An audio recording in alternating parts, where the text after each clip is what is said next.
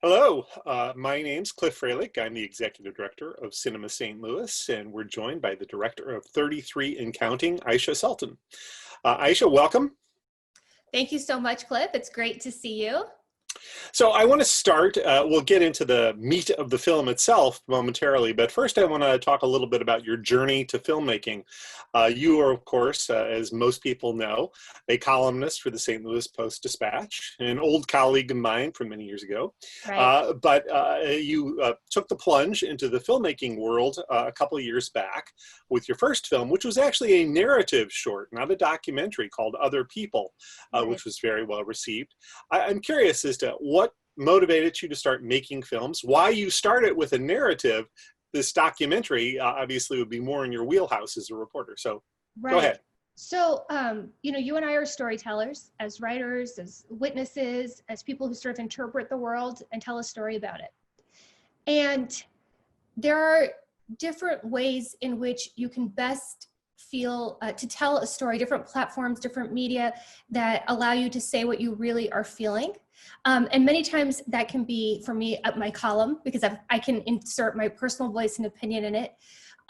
But after the last presidential election, I had so many conflicting emotions, like a lot of Americans, and I felt like I couldn't adequately show people what I was feeling, which was unusual for me because that's what I do for a living. It's what I've done for more than 20 years, is show people through words what I'm feeling, experiencing, thinking, and make an argument. So a friend of mine who is also a local filmmaker, and she and I talked, and I said, I've just been playing this scene in my head of different things I've seen or witnessed or heard about just in St. Louis. And it's these two characters. And she's like, well, it sounds like you have a film in you, maybe a short film. And I had taken a screenwriting class during a fellowship that I did many years ago. So I kind of understood the structure of, just the acts and how you put it together, but I knew nothing about filmmaking. But it honestly just took one person saying to me, well, I think you can do this, why not? And then what I did from there is do a Google search and read everything on the internet that I could find about how do you make a short film, what is a grip, like what is the director of photography? Like, I knew nothing about this world, and try to educate myself. How much is it going to cost? What's the bare minimums? And so I felt like once I had a story and I kind of understood the pieces of how to put it together, I sort of had to beg people to give me a little bit of money to do it. And I had to explain to them what the value in this story that I wanted to show people was in this particular moment and why I was suited to do it. So I have some credibility, having been a published writer for so long, but people took a huge risk on me. And even someone giving me a little bit of money, like the Regional Arts Council gave me $3,000. It was the first grant I got. And to me, I just felt like, whoa, someone with money thinks I can do this. So that was like another shot in the arm. And I just, from there, you kind of learn as you're doing things. I think I called you and I was like, who should I get to shoot this film? Who can you recommend? So it was really like kind of an immersive learning experience. And I kind of thought I would never do it again because it was so intense and emotional and so much work. And plus I have a full-time job.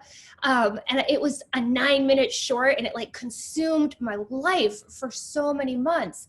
But like you said, it was so well received in what people had to say about it. I don't know. Is it addictive? Do people get hooked? Did I get bitten by a bug?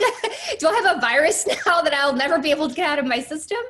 Because the feeling of watching something I created with a team, an idea in my head that became reality, like was in my imagination, and I saw people say my words and act out a scene that I'd written, and then respond to it in front of me.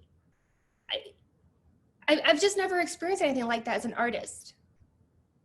Great. Well, obviously you were bitten by the bug, obviously, because you made a second film. This one a documentary. So perhaps a little bit more comfort level because you're used to telling real life stories in that fashion.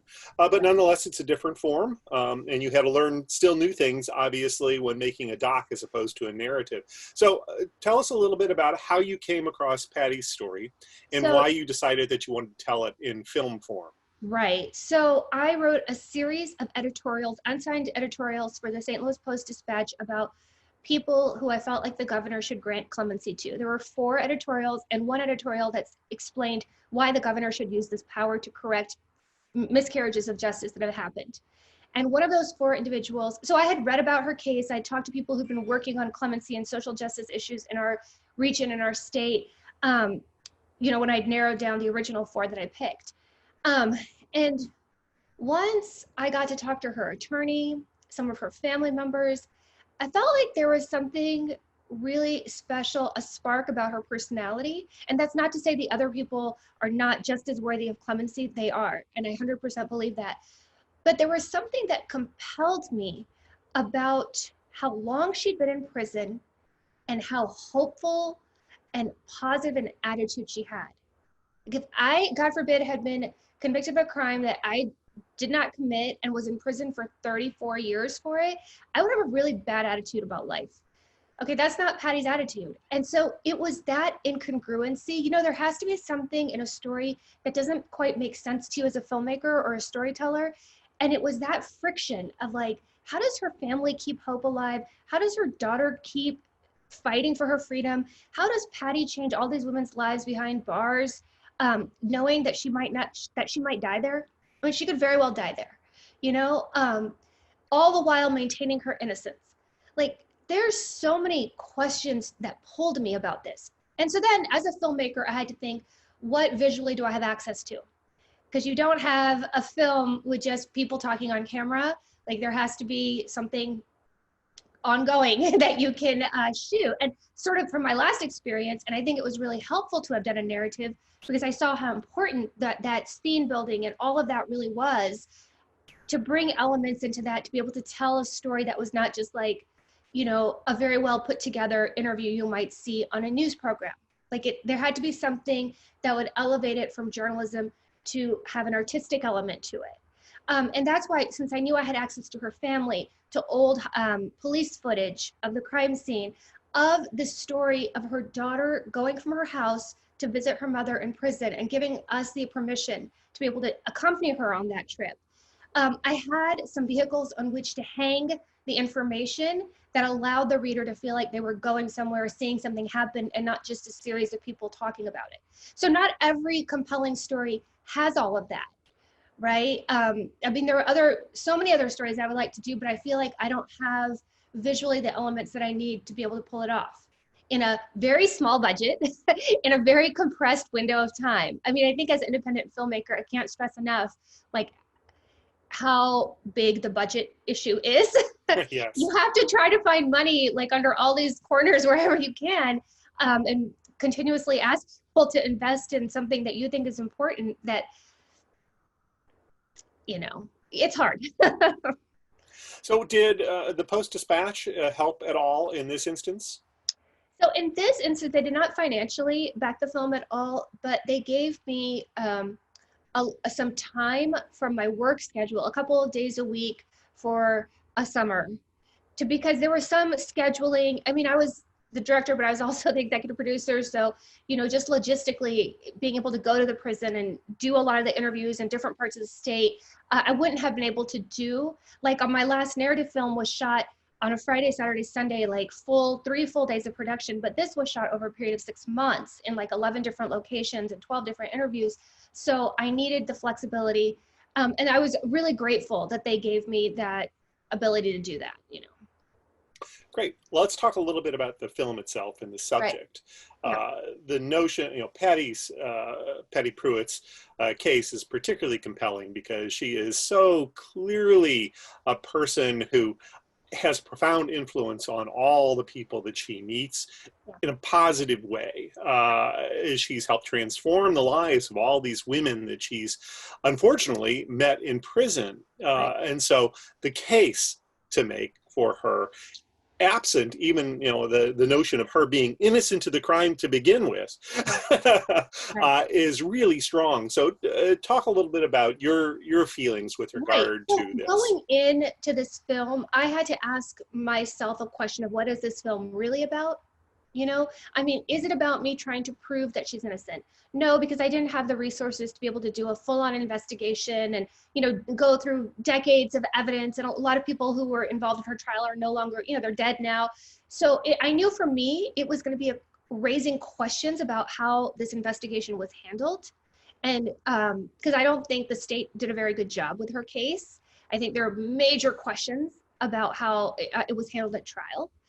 But really, the bigger question to me is, okay, even if you think that she did it, do you think it serves the state's purpose? Do you think it serves the purpose of justice to let her die in prison? Because she's serving a 50-year, life sentence without the possibility of parole. She's 70 years old. There's a COVID outbreak in her prison. She has compromised health to begin with. So not very many people know someone who's convicted of murder on a personal human level. Like, we think of incarcerated people as lock them up, they did something horrible, I don't have to think about them.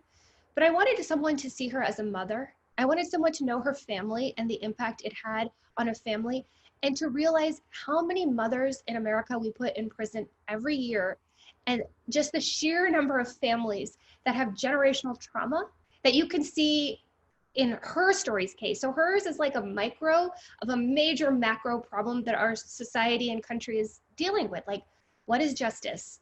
What does it look like? What are the implications of how we've incarcerated people, mothers, women, families, for decades now? So that's what I wanted. That's the question I really wanted to get at, and not so much a typical true crime, did she do it? Didn't she do it? Well, I think you absolutely captured the essence of it in the film, and I think anyone who sees it is going to be heartbroken over the way Patty's life has unfolded, although also filled with admiration for the way in which she's conducted herself through those 33 years. Right. Well, and I want people to understand, like, my other main character is her daughter, Jane, who's 50, and she was a teenager, the eldest of 5 kids when her mom was sent to prison, and now 5 kids. And so I just want I want viewers to really, if you can't suspend a feeling of judgment about someone who's incarcerated, well, surely you can find emotional connection with children who are left behind. And surely you can wonder what happens to their lives.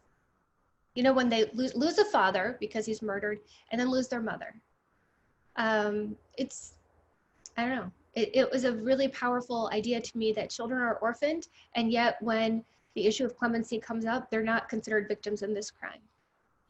And let's end with exactly where things stand currently. Do you think there is any realistic hope that the governor is going to take action? So when we made the film, there were about 40 state lawmakers who had signed a petition asking the governor to take another look at her clemency petition, which has been, sitting there for 10 years, and various governors have not acted on it. Now that number is close to 60.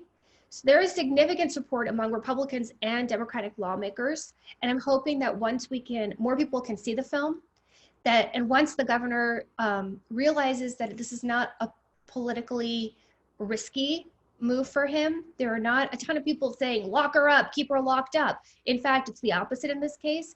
So I'm really hopeful that perhaps after this election, when everything sort of is dialed down a notch, will be our best opportunity. And so my goal is to try to get as many people as possible before then to see the film, and contact the governor if you feel so moved by it, and to tell other people about it, because sometimes you have to give politicians the courage to do the right thing. Do you know whether or not the governor has seen the film? I don't know if the governor has seen the film. I know their office is certainly aware of the film. We were supposed to do in March a private screening for all lawmakers, and of course the governor's office was invited.